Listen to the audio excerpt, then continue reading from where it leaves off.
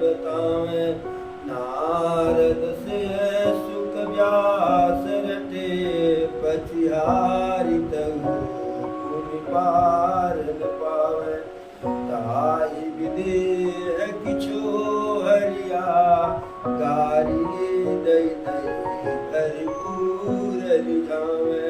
ताहि विदेह किछो हरिया, गारी दई दई भरपूर रिझावे। मंगलम भगवान विष्णु मंगलम गरुड़ध्वज, मंगलम पुंडरीकांच मंगलाय तनोहरि। सर्वमंगल मांगल्ये शिवे सर्वार्थ साधिके, शरण्ये त्र्यंबके गौरी नारायणी नमोस्तुते नमोस्तुते। देवी पूज्य पद कमल तुम्हारे, सुर नर मुनि सब होय सुखारे। मंगल भवन मंगल हारी, द्रवहु सुदशरथ यदि बिहारी। सीताराम चरण रति मोरे, निस दिन बढ़ई अनुग्रह तोरे। जय विधिनाथ होय हित मोरा, और करहु सुबेगी दास मैं तोरा। जाकर नाम सुनत सुख होई, मोर अगिहरावा प्रभु सोई। यही विधि सकल मनोरथ करही, बचन से प्रेम सुनत मन हरही। सिय मातु तहि समय पठाई, दासिय देखि सुअवसर आई। सावकाश सुनि सब सिय सासु, आयो जनक राज रघुमासु। कौशल्या सादर सन्मानी, आसन दिए समय समदानी। शील स्नेह सकल दुई ओरा, रवहि देखि सुनि पुलिस कठोरा। पुलक शिथिल तन बारि बिलोचन, महि नख लिखन लगिय सब सोचन। सब सिय राम प्रीत किय मूरति, जन करुणा बहु बेस विशूरत। सिय मातु कह विधि बुद्धि बाकी, जो पल पेनु ठोरि पग टाकी। सुनिय सुधा देखहि गललै, सब कर तूति करार। जह तह काकऊ लोक बकै, मानस सकृत मरार। अब यह विधि सकल मनोरथ करही, बचन सप्रेम सुनत मन हरही। सभी अपने अपने मन का मनोरथ कर रहे हैं और प्रभु के प्रेम युक्त वचन को सुन रहे हैं। और प्रभु का वचन मानो मन को हर लेने वाला। उसी समय सीता जी की माता सुनैना जी अपने एक दासी को भेजी कि जा करके देखो, यदि हमारी पुत्री सीता की जो सास आई है यहाँ पे, कौशल्या जी, सुमित्रा जी, कैकेयी जी, अगर वह लोग थोड़ा सा फुर्सत में हो तो हमें आकर के बताओ और हम मिलने चलेंगे। सिय मातु तेहि समय पठाई, दासिय देखी सुअवसर आई। सावकाश सुनि सब सिय सासु, आयऊ जनक राज निवासु। कौशल्या सादर सन्मानी, आसन दिए समय सनयानी। जब दासी आई मौका देख करके कि हमारी सीता जी की जो सासुएं हैं वह फुर्सत में हो, तो वह जब फुर्सत में देखी तो आकर के मिली और कही कि यदि आप लोग थोड़ा सा फुर्सत में हो तो हमारी महारानी जी आ रही है मिलने के लिए।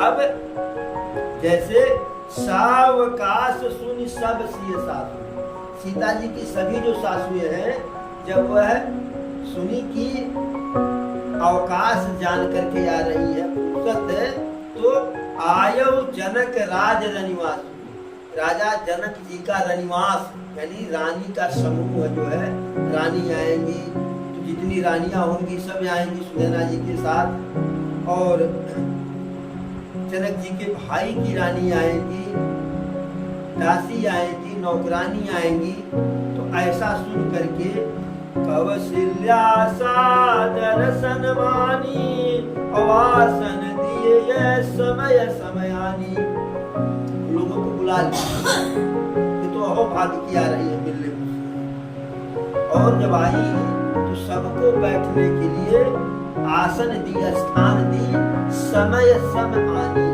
जो आसन उस समय दिया जा सकता है।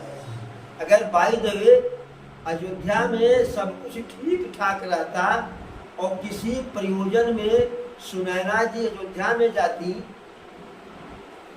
तो वहां का आसन कुछ दूसरा होता, सिंहासन होता, दिव्य आसन होता, लेकिन यहाँ जंगल का आसन कुछ दूसरा ही है। तो समय समय आने सीलु सने है सकल दूरा और द्रवहि देखी सुनी कलुष कठोरा।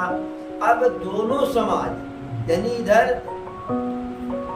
सीता जी के सासुओं का समाज और उधर उनकी माता का समाज, यानी दोनों तरफ का महिला मंडली, दोनों तरफ के महिला मंडली का शील स्नेह और व्याकुलता देख करके द्रवहि देखि सुनि कुलिश कठोरा, इनके व्याकुलता, इनके प्रेम और स्नेह को देख करके वज्र भी पत्थर भी जो है पिघल जाए।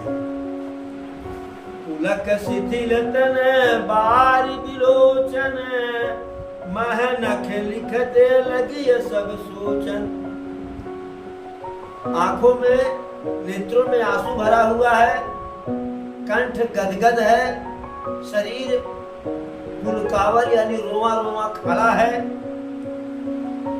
और लोग कुछ बोल नहीं पा रहे हैं। मही नख लिखन लगी ये सब सोचन, मारे चिंता के मारे सोच के कोई कुछ बोल नहीं पा रहा है।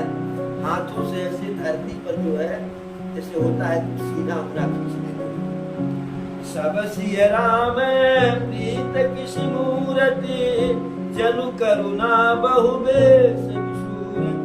सिय मातु कह विधि बुद्धि बाकी जो पय फेनु फोर पविटा की।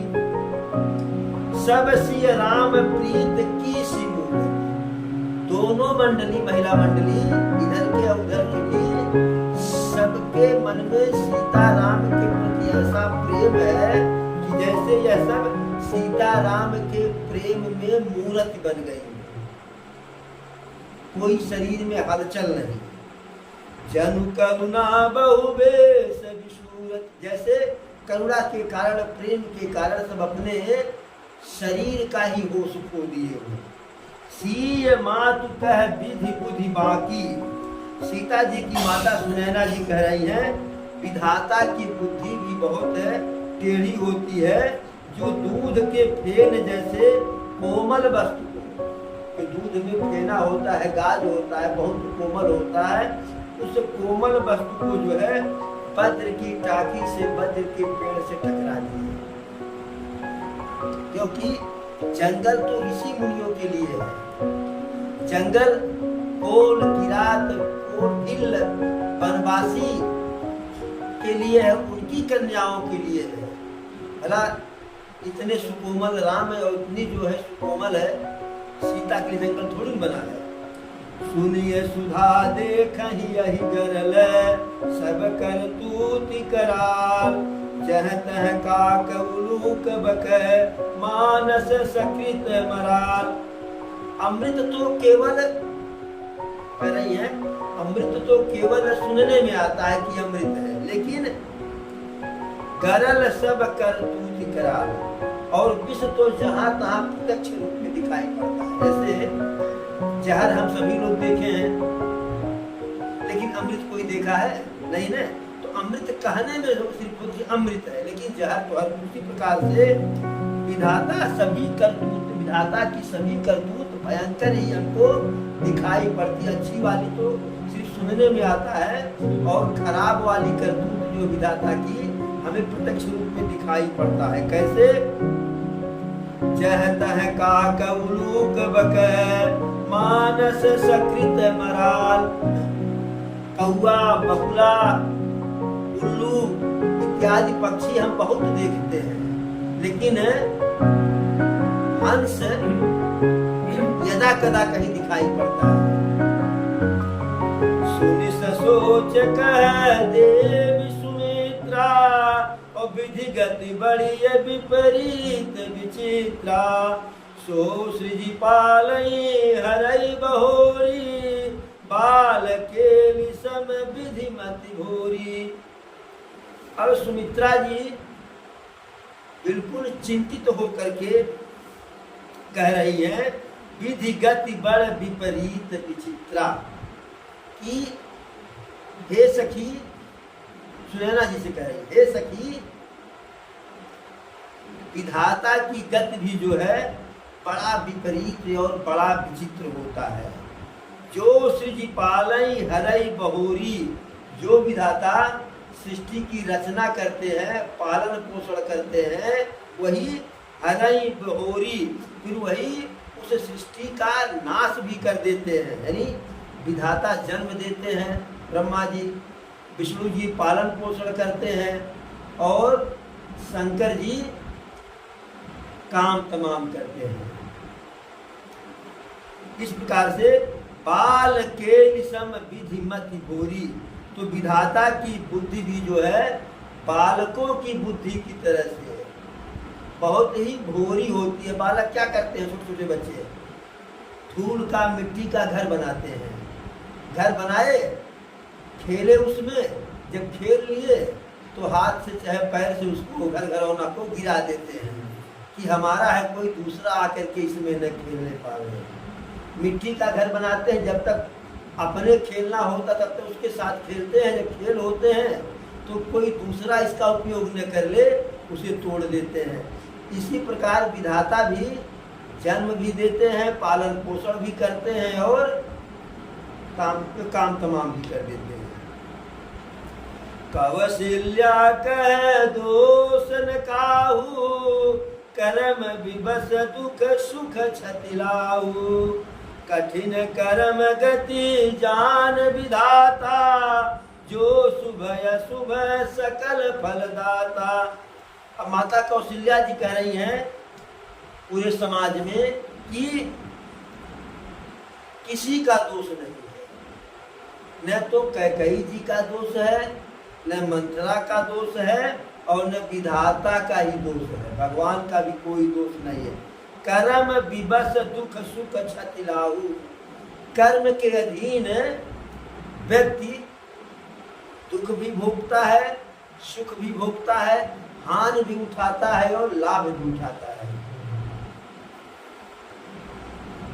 रामचरितमानस में गोस्वामी दास जी लिखे हैं, कर्म प्रधान विश्व करि राखा, और जो जस करनी है तस फल चाखा। तो जैसी करनी होती है हम वैसा ही फल चखते हैं। बैर और बबूर का पेड़ लगा करके हम आम का फल तोड़ेंगे नहीं, भाग्य में तुम्हारे कांटा ही आएगा।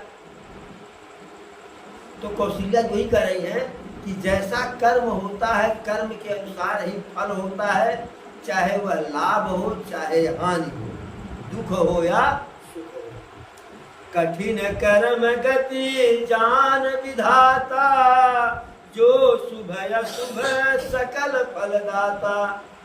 जो हमारा कर्म है उसकी गति को हम नहीं जानते हैं, क्योंकि हम जो हमारा प्रारब्ध है पूर्व जन्म में हम अच्छा किए या बुरा किए, हमें इस जन्म में उसका पता नहीं है। लेकिन इस कठिन कर्म की गति को कौन जानता है? विधाता जानते हैं, भगवान जानते हैं। जो शुभ है अशुभ सकल फलदाता, हमारा वही कर्म ही जो है हमारे शुभ फल और अशुभ फल का दाता होता है। अगर हम गलत कर्म किए हैं तो हमें गलत ही फल मिलेगा, अच्छा फल नहीं मिलेगा। और अच्छा कर्म किए हैं तो कोई हमारे अच्छा फल को रोक नहीं सकता है। कई पूर्व जन्म के कर्म की कथाएं इतिहास में है, शास्त्र में है। जैसे अभी श्रवण कुमार की कथा है। राजा दशरथ जो अपने पुत्र के वियोग में उनका प्राण गया, एक तो वह प्रभु से वरदान ही मांगे थे और दूसरा उनको श्रवण कुमार के माता पिता का श्राप भी लगा था। अब श्रवण कुमार के माता पिता कौन थे, कैसे थे, यह कथा एक बार हम बता चुके हैं। बस इतना यहाँ जान लीजिए कि श्रवण कुमार बहुत बड़े पितृभक्त थे और माता पिता, इनकी पत्नी इनके माता पिता के साथ बुरा सलूक करती थी, इसलिए पत्नी को घर से निकाल दिए और माता पिता कहे कि पुत्र हम तीर्थ यात्रा करना चाहते हैं लेकिन मजबूरी है, करे तो करे कैसे। श्रवण कुमार कहें इसमें कौन सी बड़ी बात है। तो जैसे कहार का भार होता है पहिया, वैसे पहिया बनाए, दोनों तरफ तराजू लटकाए, एक तरफ माता को बैठाए, एक तरफ पिता को बैठाए और तीर्थ यात्रा में निकल गए। सभी तीर्थों की यात्रा करते करते करते करते अयोध्या जी में आ गए, अयोध्यापुरी में। माता पिता को प्यास लगा, श्रवण माता पिता को वृक्ष की छाया में उतार दिए, आराम कर रहे हैं और स्वयं घड़ा लेकर के जल लेने के लिए चले गए। दशरथ जी उसी समय शिकार पे निकले हुए थे। श्रवण कुमार घड़ा को सरजू मैया में डुबो करके जल भर रहे हैं। गुड़गुड़ गुड़गुड़ की आवाज आई। दशरथ जी को लगा कि हिरण सरजू में जल पान कर रही है। त्रेता युग में शब्द वेदी बाण चलाने की कला दशरथ जी के पास थी और कलयुग में दिल्ली के सम्राट पृथ्वीराज चौहान के पास थी। तो दशरथ जी को शब्द भेदी बाण चलाने आता था, यानी आवाज को सुन करके उधर जो तीर चलाते और तीर बिल्कुल जा करके जहां से आवाज उत्पन्न हो रही वही तीर लगेगा। तो आवाज की दिशा में बाण चलाए, श्रवण कुमार जल भर रहे थे, उनको जाकर के तीर लग गई। अब वो हा पिता हा माता करके चिल्लाए, अब मेरे प्राण निकल रहे हैं, आप दोनों की सेवा कौन करेगा। जैसे ही यह आवाज दशरथ जी के कान में पड़ी, दशरथ जी वहां गए और देखे कि एक ब्राह्मण वेश में एक कुमार हमारे बाण से व्यथित प्राण पखेरु निकलने वाले हैं, विलाप कर रहा है। हालांकि श्रवण कुमार ब्राह्मण नहीं थे, श्रवण कुमार ब्राह्मण नहीं थे, वह वैश्य पुत्र थे, लेकिन कर्म उनका ब्राह्मण का था, वेशभूषा ब्राह्मण का था।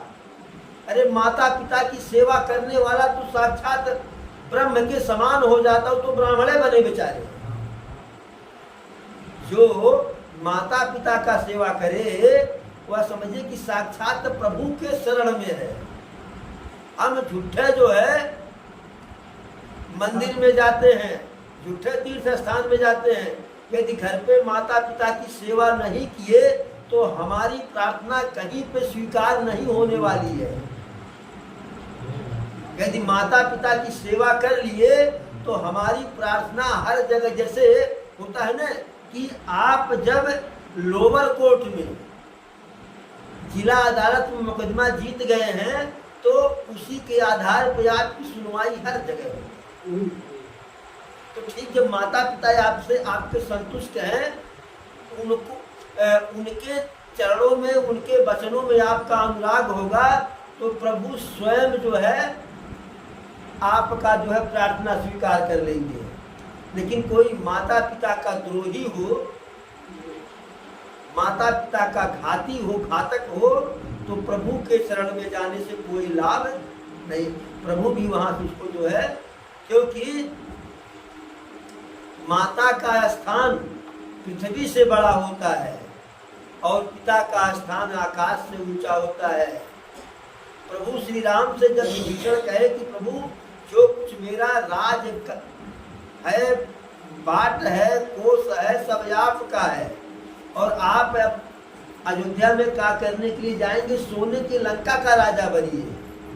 प्रभु कहेंगे यह तो बात ठीक है, लेकिन लक्ष्मण से कहे कि लक्ष्मण स्वर्णमयी लंका मम न रोचते, जननी जन्म भूमि से स्वर्गादपि गरीयसे। हे लक्ष्मण, यद्यपि यह लंका सोने की है, विभीषण राजा है, हमारे द्वारा ही बनाए गए, तो कुल मिला करके असली राजा मैं हुआ, लेकिन यह सोने की लंका हमको जो है सुंदर नहीं लग रही है, इसमें हमारा मन नहीं लग रहा है। हमारा मन जो है हमारे अवधपुरी में लग रहा है, क्योंकि जननी जन्मभूमि स्वर्गादपि गरीयसे, वहाँ हमारी जन्म भूमि है और हमारी माता है और यह दोनों स्वर्ग से महान है। तो श्रवण कुमार माता पिता की सेवा करने के कारण है श्रेष्ठ ब्राह्मणों में उनकी गिनती होने लगी, ब्राह्मण कुमार में गिनती होने लगी। और इतने दयालु थे श्रवण कुमार, इतने क्षमावान थे, शीलवान थे, दयावान थे कि जो दशरथ के बाण से प्राण निकलने वाला है, चाहते तो दशरथ को श्राप दे देते श्रवण कुमार, लेकिन श्रवण कुमार श्राप नहीं दिए। वह कहे कि बस आप एक ही कार्य कीजिएगा कि यही जल हमारे माता पिता को जाकर के पिला दीजिएगा। अंत समय तक माता पिता के जो है चरणों में और वचनों में श्रद्धा और अनुराग बनी रही। प्राण निकलने वाला है लेकिन अपनी चिंता नहीं, माता पिता की चिंता। और कहे कि कदापि जा करके यह न कहिएगा कि आपका पुत्र मैं नहीं हूँ, या यह न कहिएगा कि आपका पुत्र जो है अब इस दुनिया में नहीं रहा। लेकिन ऐसा पुत्र जो माता पिता के इतने करीब हो, इतने हृदय के करीब हो, मन के करीब हो। दशरथ जी गए तो कांपते कांपते गए बेचारे, क्योंकि उनके माता पिता को तो नहीं पता था कि हमारे पुत्र का घातक है, घाती है, अपराधी है, हंता है। लेकिन दशरथ जी को तो पता था न, जिसके प्रति आप पाप कर रहे हैं वह आपको क्षमा कर दे, लेकिन हमारा स्वयं का मन हमको कभी क्षमा नहीं करता। आत्मा बार बार धिक्कारती है कि हमने यह अपराध किया है। तो दशरथ जी के पैर जो है कप रहे थे, हाथ कप रहे थे, ले गए, जल दिए पीने के लिए। अब श्रवण कुमार होते तो जल पिलाते, स्नेह से उनके शरीर को स्पर्श करते, लेकिन दशरथ जी धीरे से जल दिए और किनारे हो गए, कहीं हमारे शरीर की दुर्गंध न आ जाए कि मैं हत्यारा हूं। अंत तो गत्वा श्रवण कुमार के माता पिता को पता चल गया, तो दशरथ जी झूठ नहीं बोले, कहे हमसे अपराध हो गया है, अनजाने में हो गया है, लेकिन अब ऐसा पुत्र जिसका मारा जाए उसके मन को फिर कहाँ रहेगा। आरत का है न करे। अब वो दुखी थे, पीड़ित थे, तो वह सोचे विचारे नहीं, श्राप दे दिए कि जैसे मैं अपने पुत्र वियोग में तड़प तड़प करके तड़प रहा हूँ, मर रहा हूँ, और श्रवण कुमार के माता पिता भी तड़प तड़प करके मर गए, प्राण उनका चला गया दोनों का। तो वैसे श्राप दिए कि जैसे हम अपने पुत्र के वियोग में तड़प तड़प करके मर रहे हैं, वैसे आप भी अपने पुत्र के वियोग में तड़प तड़प करके मरेंगे। तो यही प्रारब्ध है, यही प्रारब्ध है। दशरथ जी भी वैसे मरे। तो ही माता कौशल्या कह रही है, कौशल्या कह दोष न काहू, कर्म विवश दुख सुख क्षति लाहू, कठिन कर्म गति जान विधाता, जो शुभ अशुभ सकल फलदाता। कहती है कि विधाता का भी दोष नहीं है, क्योंकि कर्म के अधीन ही विधाता भी बंधे हुए हैं। विधाता हमारे कर्मों से बंधे हुए हैं। जब हमारा कर्म जैसा होगा उसी के अनुसार हमको सुख दुख हानि लाभ का फल देंगे। हम अपने कर्म की गति को नहीं जानते हैं, लेकिन विधाता हमारे कर्म की गति को जानते हैं और उसी के अनुसार हमको शुभ और अशुभ फल देते हैं। इसी प्रकार से पूर्व जन्म का प्रारब्ध सुन लीजिए। भीष्म पितामह का नाम सभी लोग सुने होंगे महाभारत में। भीष्म पितामह जब बाणों की सैया पर पड़े हुए थे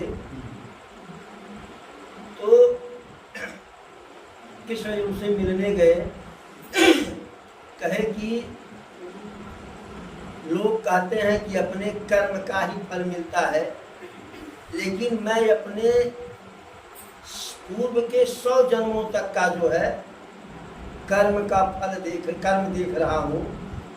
मैंने अपने किसी जन्म में ऐसा कोई कर्म नहीं किया, किसी को ऐसा कोई पीड़ा नहीं दिया कि जिसके परिणाम स्वरूप जो है इस प्रकार का कष्ट मुझे भोगना पड़े।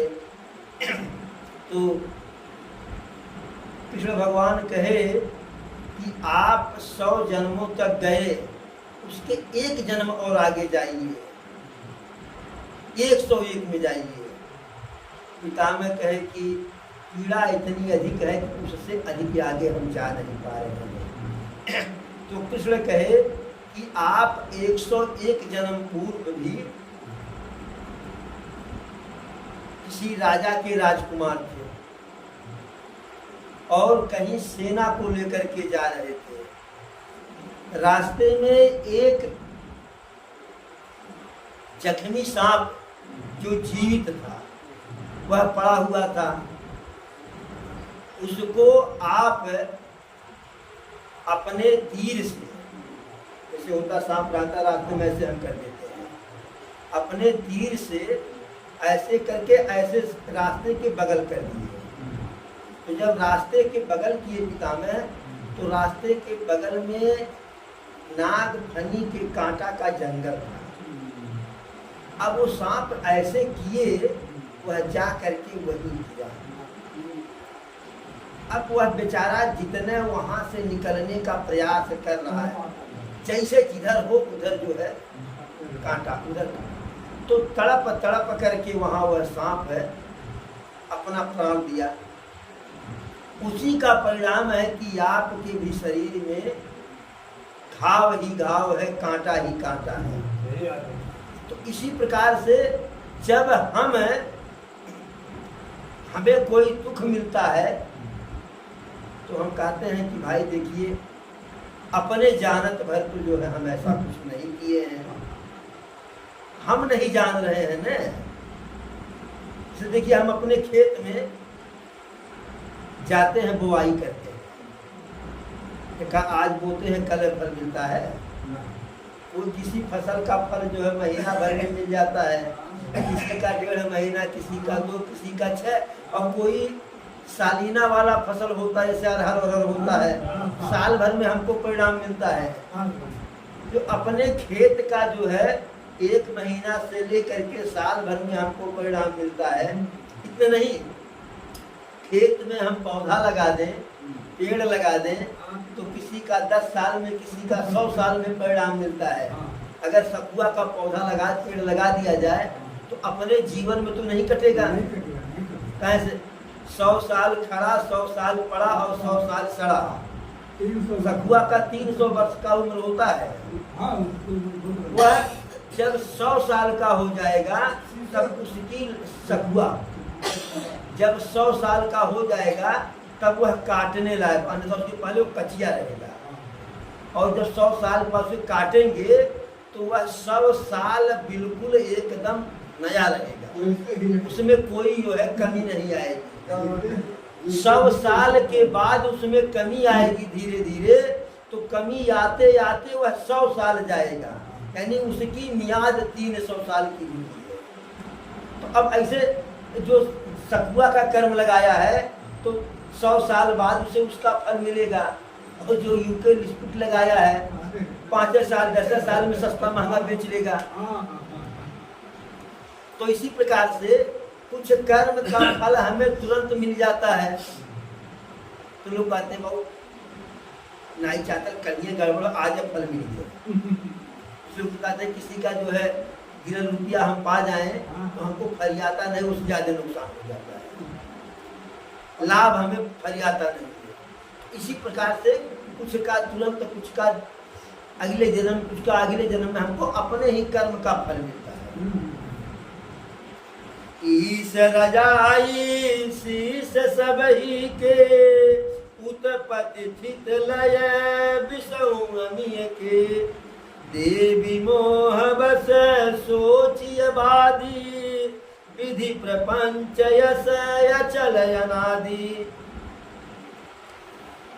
ईश रजाई शीश सबही के, भगवान का आदेश, भगवान का निर्णय सबके सर पर पड़ता है और सबको स्वीकार करना पड़ता है। उत्पत्ति स्थित लय विषहु अमीय के, जैसे उत्पत्ति स्थित पालन और संहार, अमृत और विष भी जो है सबको स्वीकार करना पड़ता है। यदि बच्चा चाहे कि हम जन्म न लें तो उसके चाहने से जन्म नहीं होगा, जन्म होगा। तो प्रभु जन्म भी देते हैं, बालक का पालन पोषण भी होता है और संहार भी होता है। उत्पत्ति स्थिति लय विषहु अमीय के, उत्पत्ति भी होती है और स्थिति भी होता है, लय तो प्रलय भी होता है। कैसे? विषहु अमीय के, हमें जो है ईश्वर के इस निर्णय को विष और अमृत और विष की तरह से स्वीकार करना पड़ता है। कई बच्चा घर में जन्म लिया, बेटवा पैदा हुआ तो सोहर और बधाई भी हम गाते हैं, होता है ना, हम उसको भी स्वीकार करते हैं। और जब वही बालक चाहे बच्चे पर मर जाए, चाहे युवा होकर के मरे, चाहे वृद्धावस्था के बाद मरे, तो ईश्वर का वह निर्णय भी हम स्वीकार करते हैं। मरता है तो रोते भी हैं। यानी अमृत और जैसे यही जो है ईश्वर की यही विधि का विधान, विष और अमृत और विष दोनों है। भाई अमृत मिलता तो हम खुश होते हैं, घर में बेटवा पैदा होता है, और अब तो बिटिया के भी पैदा होने पर लोग खुश होते हैं। वो समय गया कि जब जो है बिटिया पैदा होने पर लोग दुखी होते थे।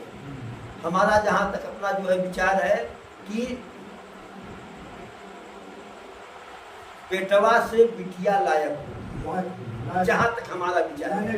यदि आपको अपने जीवन में सुखी रहना है तो बेटवा के बजाय बिटिया के प्रति जो है झुकाव बढ़ा दीजिए, अपने आप सुखी हो जाएंगे। बिटिया की का शादी विवाह कर देंगे, अपने घर जाएगी, वहाँ भी उसका मन आप में लगा रहेगा, स्नेह रहेगा। और बेटवा पतोह पास में रह करके जो है उनका स्नेह जो है आप में नहीं रहेगा, उनका भी स्नेह रहेगा, उनका भी स्नेह रहेगा बहू के पिता और माता में। भाई बहू के तो पिता माता है ही है, उसका रहे कोई बात नहीं, लेकिन जे हमार में तेहू आपने वह लुटावत, जे हमार में तेहू वह लुटावत। यहाँ तक कि जिसका बेटा किसी बड़े वहदे पर है, किसी बड़े पद पर है, कहीं दूर दराज है, वहाँ से यह हो सकता है कि अपने बूढ़े बुजुर्ग माता पिता का रोज हाल चाल न लेते हो, लेकिन पत्नी के माता पिता का मम्मी पापा कह करके सुबह जो नहीं तो शाम को हाल चाल लेंगे। क्यों लेंगे? पत्नी के माता पिता से कोई स्नेह नहीं है, कोई मोहब्बत नहीं है। स्नेह मोहब्बत अपनी पत्नी से है। यदि पत्नी के माता पिता का हाल चाल लेंगे तो पत्नी प्रसन्न रहेगी। नैहर की बड़ाई करो, 12 बजे रात में पकौड़ी बना करके खिलाएगी, और नैहर के का जरा सा बुराई कर दीजिए तो बना हुआ भोजन बेमन से परोस देगी। सबका यही हाल है। ऐसा नहीं कि जो है, ध्यान दीजिए कि जो हमारे घर बहू है हमारा बेटा, हमारी भी बेटी और जो है जहाँ पे है वहाँ से भी यही जो है फीलिंग होता है। आपका बेटा दूर दराज कहीं नौकरी कर रहा है, आपका या आपका हमारा किसी का, जब वहाँ से आएगा तो भरसक प्रयास करेगा कि सबसे पहले ससुराल में पहुँचे। थोड़ा सा वहाँ से जो बोझा है लाते लाते थक जाते हैं, थोड़ा सा हल्का हो जाए तब घर पे चले। और अगर बाई द वे किसी मजबूरी में घर आ जाना पड़ा अपने माता पिता के पास, तो जैसे छुट्टा जानवर आप बांध लेते हैं, वो पगड़ी दाएं बाएं जो है भांजते हैं, ऐंठते हैं कि कितने जल्दी छूट जाए। तो अगर मजबूरी में घर पे आ जाना पड़ा पहली बार, मैंने पहले ससुराल छूट गया है, तो तुड़ाते फराते जो है बड़ा काज पे बड़ा काज पे बड़ा काज पे हई पे हऊ पे रात कैसो बीती बिहान भर वहाँ के यात्रा। तो वही कह रही है जो है कि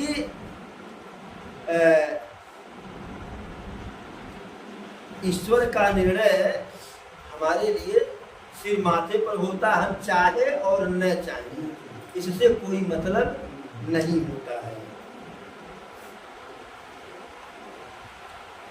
भूपति जी अब मरब उरयानी, सोचिय सखी लखी निज हित हानि, सिय मातु कह सत्य सुबानी, सुकृति अवधि अवधपति रानी। लोग राजा दशरथ के जीने और मरने की बात को याद कर रहे हैं, और सोचिए सखी लखी निज हित हानि। तो माता कौशल्या कह रही हैं कि हम अपने स्वार्थ के चलते उनके बारे में सोचते हैं, हम अपने स्वार्थ के चलते उनके बारे में सोचते हैं, अन्यथा जो है स्वार्थ रहित होकर के हम नहीं सोचते हैं। पति के मृत्यु के बाद पत्नी बहुत स्नेह में नहीं रोती है।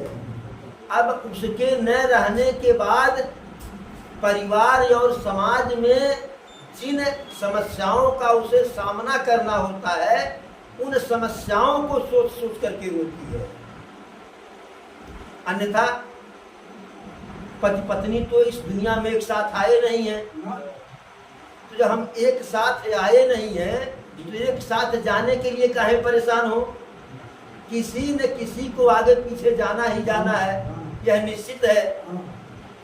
जो साथ में आए रहे तो साथ में जाने की क्या बात। हाँ, जब तक है तो साथ में चलने की बात होती है, लेकिन साथ में हम चलना पसंद नहीं करते हैं, साथ में चलना पसंद नहीं करते हैं। हम ईर घाट तो वीर घाट, लेकिन साथ जाने की बात सोचते हैं कि जहिया मैंने हमारी मृत्यु हो उसी दिन पति की मृत्यु हो, तो साथ हम दुनिया में आए, साथ जाएंगे कैसे? सीय मातु कह सत्य सुभानी, सुकृति अवधि अवधपति रानी। तो सीता जी की मैया जो है माता कौशल्या की बात को सुन करके कह रही है कि हे सखी, आप जो कह रही हैं वह सत्य कह रही हैं, आपकी बात सुरहो आना सही है, और आप ऐसा कहेंगी क्यों नहीं?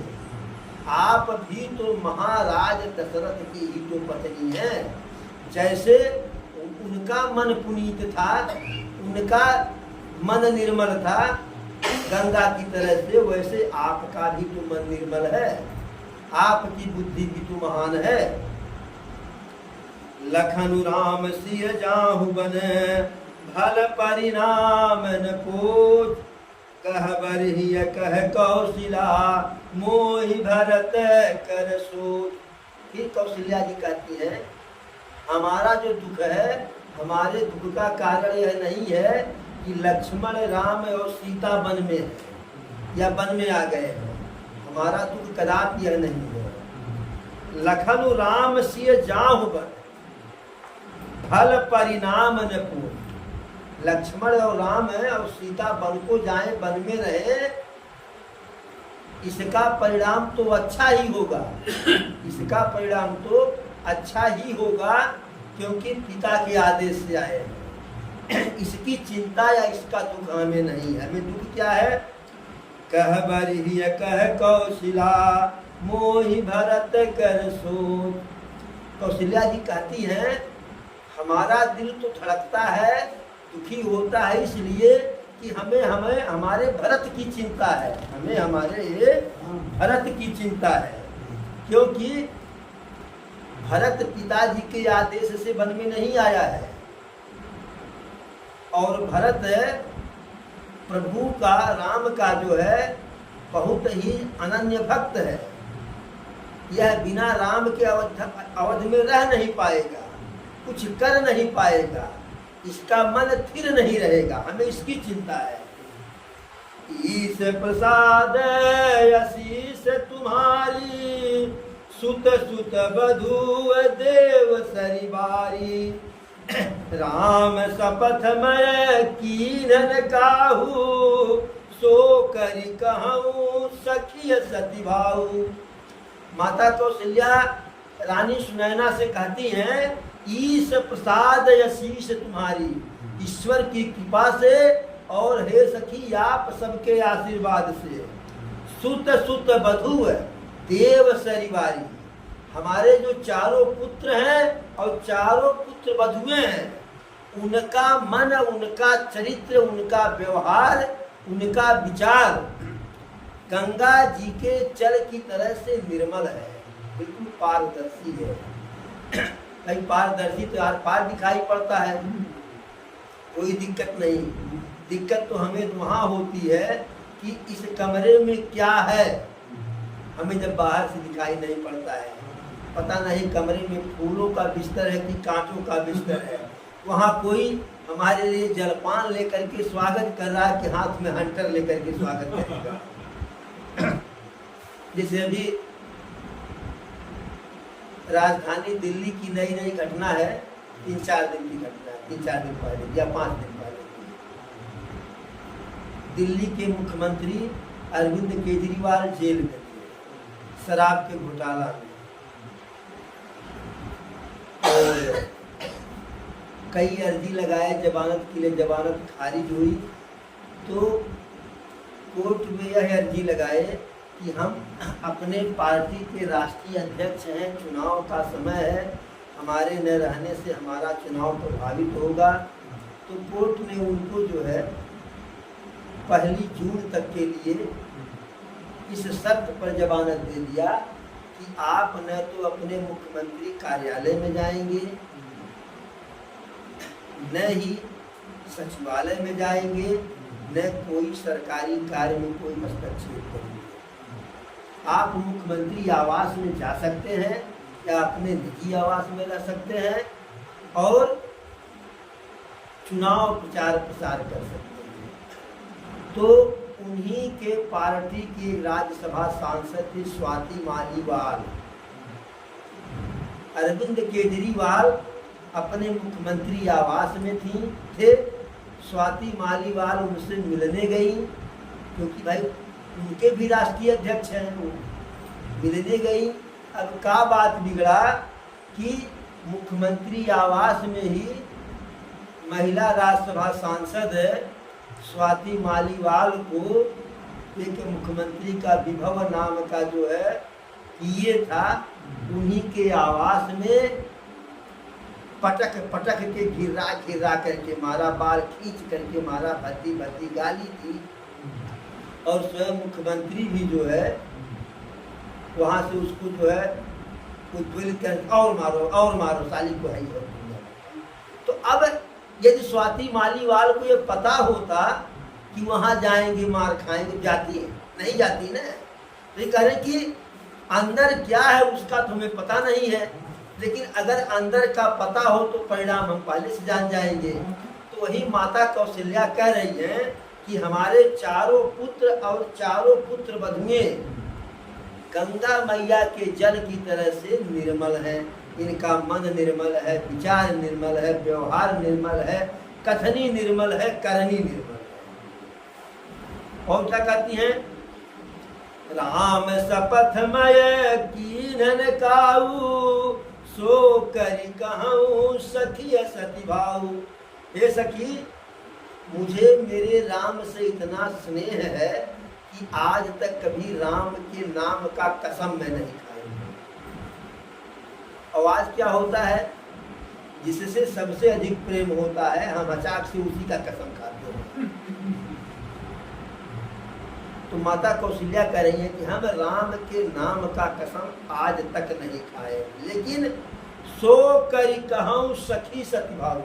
अब उसी राम का कसम खा करके सच्चे विचार से, सच्चे मन से कह रही हूँ। क्या कह रही हूँ? भरतशील गुण शील बड़ाई, भायप भगति भरोस भलाई। कहत सारदऊ मति, कहत सारदऊ करमति चे, सागर सीप की जाय उलीचे। माता कौशल्या कह रही हैं कि भरत, मेरे भरत के शील, गुण और विनय की बड़ाई कर पाना जो है यह संभव नहीं है, और उसके भगति और व्यवहार और जो प्रभु के प्रति उसका भरोसा है उसकी बड़ाई कर पाना संभव नहीं है। कहत शारदहु कर मति हीचे, उसके इस व्यवहार की बड़ाई कर पाना या वर्णन कर पाने में सरस्वती जी का भी जो है विचार कम पड़ जाएगा, वह भी सकुचा जाएंगे कि हमारे बस की बात नहीं है। कैसे? सागर सीप की जाहि उलीचे। भला समुद्र का जल अगर सुतुही से हम चाहे, सीप से चाहे कि उलीच दे तो उलझ पाएंगे? असंभव है ना। उसी प्रकार से भरत के शील, गुण, और प्रभु के प्रति जो उसकी भक्ति है, जो भरोसा है, अच्छापन है, उसका वर्णन सरस्वती जी भी नहीं कर पाएंगी। जैसे सीप से समुद्र का जल ऊंचा नहीं जा सकता है। जानऊ सदा भरत कुल दीपा, और बार बार मोई कहू मही पा। भरत को मैं ही नहीं, महाराज भी बार बार कहते थे मुझसे कि भरत मेरे कुल का दीपक है, वह भी जानते थे। कसे कनक मणि परिखहु पाए, और पुरुष परिखे समय सुभाए। कहती है कि आभूषण सोना चांदी हीरे मणि की पहचान कसौटी पर कसने के बाद पता चलता है कि कितना बढ़िया है, कितना सोना है। जब उसको हम जो है देखेंगे, रगड़ेंगे, घिसेंगे, तब सुनार बताएगा कि इतने कैरेट का है, 24 कैरेट का है कि 22 का कि 20 का कि 18 का कि 15 का 10 का है। इसी प्रकार से लेकिन पुरुष का जो है, पुरुष की पहचान करने के लिए पुरुष की परीक्षा हम तभी कर पाएंगे कि जब समय आ जाएगा। बिना समय के जो है पुरुष की, मान लीजिए कोई विपरीत परिस्थिति नहीं आई, कोई आपदा नहीं आया, कोई विपदा नहीं आया, कोई शत्रु का आक्रमण नहीं हुआ, तो जैसे कायर पुरुष वैसे जो है पराक्रमी पुरुष। भाई कायर भी कहेगा रे कोनो बात कुछ बताओ हम बाटी ने, और यही बात पराक्रमी भी कहेगा, भाई हम साथ में हैं। लेकिन जब अवसर आएगा, रही मन साथ मीतते मीतते जे भीड़ पर ठहरा। सच्चा मित्र वही होता है कि जो विपदा में हमारे साथ खड़ा हो, जो विपदा में हमारे साथ खड़ा हो। एक रहीम का ही शायद दोहा है कि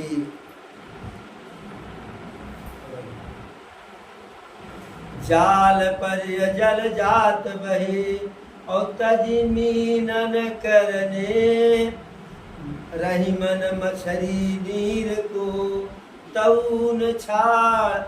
जाल पर जल जात बहे तजमीनन कर मोह, रही मन मछरी नीर को और तऊन छाड़त छोड़। मछली और जल की मित्रता बहुत ही प्रसिद्ध है। मछली कहती हम तुम्हारे बिना नहीं रहेंगे, और जल भी कहता है कि तुम्हारे बिना हमारा क्या अस्तित्व है, हमको कौन पूछेगा। लेकिन जाल परे जल जात बहे, जैसे ही शिकारी जल में जाल डालता है और मछली जाल में फंसती है, तैसे ही जल जात बहे, जल जाल के रास्ते से बह जाता है। जाल परे जल जात बही तजमीनन कर मोह, मछली के मोह को छोड़ करके जाल बह जाता है। यही मित्रता है कि जब संकट आवे छोड़ के भाग जाओ, उसे हमेशा साथ में रहोगे।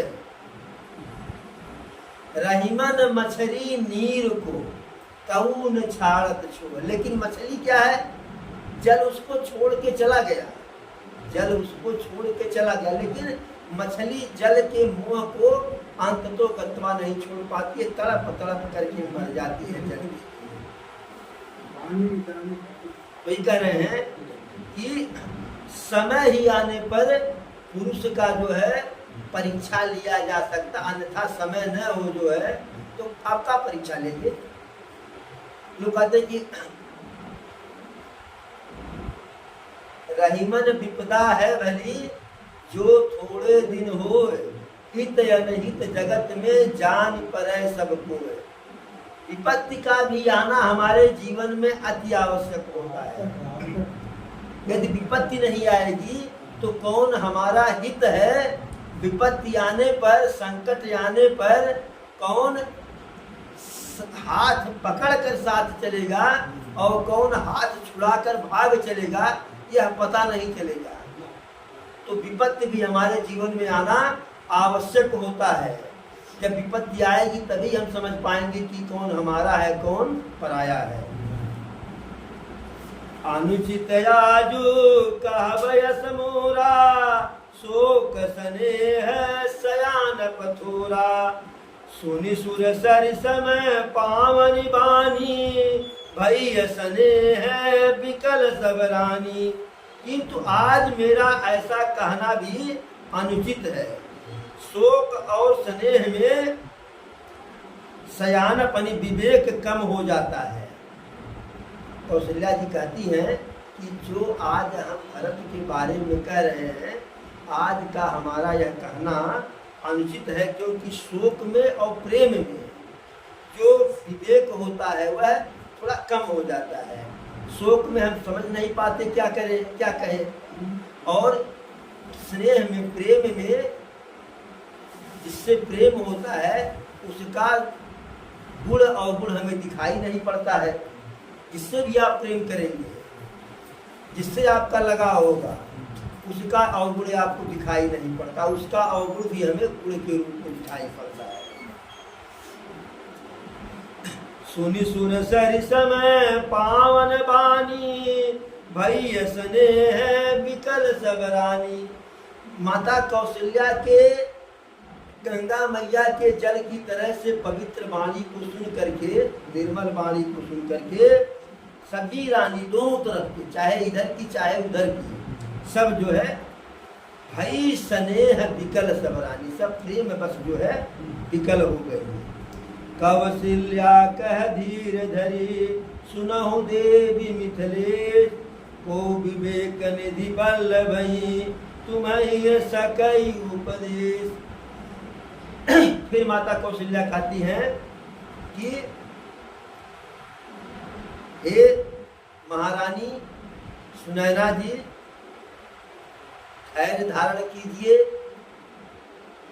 और इस संसार में भला आपको सिखाने वाला कौन है, क्योंकि आप तो स्वयं महाराज पल्लव की पत्नी, महाराज जनक की पत्नी है, जो बहुत बड़े विद्वान हैं, उनकी पत्नी है, तो उनकी पत्नी जो बहुत बड़ी, उनकी पत्नी भी बहुत बड़ा विद्वान ही होंगी, इसलिए आपको उपदेश नहीं दिया जा सकता है।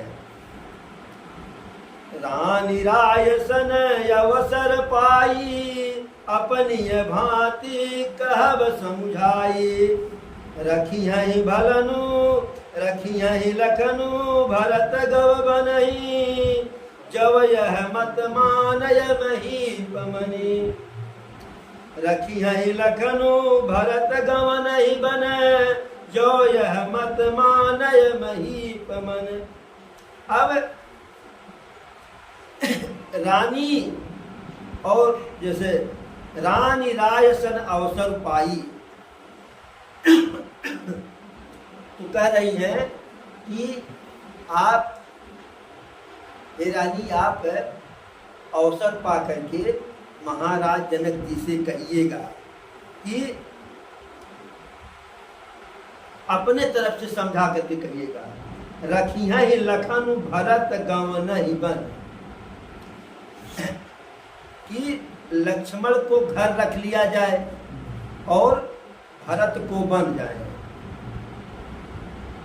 जो यह मत माने महीप, यदि यह राय राजा के मन को ठीक लगे, तब भल जतनु करब सुविचारी, अमोर ये सोचू भरत कर भारी। बूढ़ सने है भरत मन माही, रहे अनीक मोहिला गत नाही। तो भली भांति खूब विचार कर ऐसा यत्न करें, मुझे भरत का अत्यधिक चिंता है, क्योंकि यदि भरत राम के साथ रहेगा तो ठीक ठाक रहेगा, और राम से विमुख जो है वह ठीक ठाक नहीं रहेगा।